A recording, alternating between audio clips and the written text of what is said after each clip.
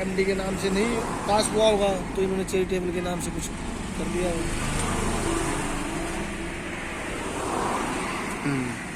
ऐसा भी तो नहीं।